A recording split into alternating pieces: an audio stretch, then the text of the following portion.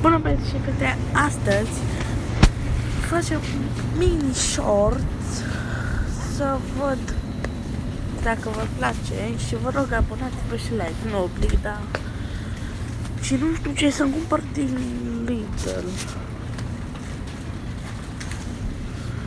Acolo merge, aici nu mere. Ziceți-mi ce să fac? Chiar nu știu. De ce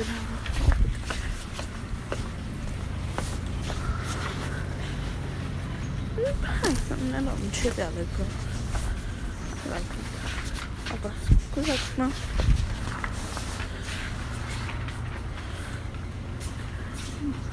Oricum cum ar fi, ne luăm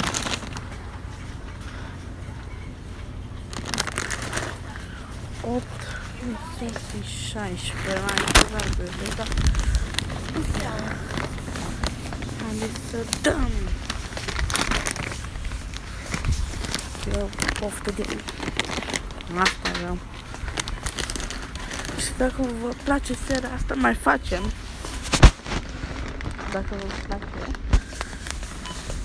Ui.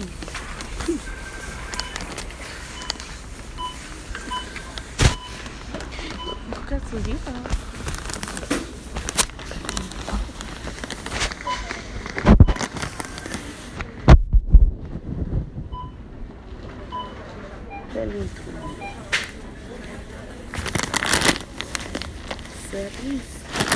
Să risc pentru voi. Ce, mama? Doamne, fere. Nu asta e mea. Și ce?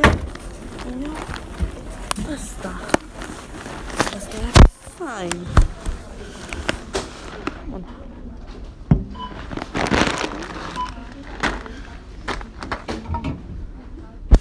Ajunge.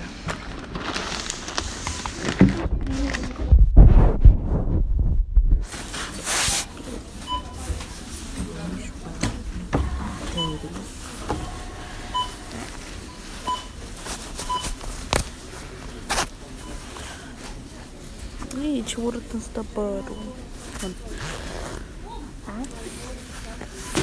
Da. Vă place cum arăt. Să știți că tot eu, youtuberul ăla cu canalul de 176, ăla cu Jusin, cu J-U-S-Y-N sau I-N. Tot același youtuber.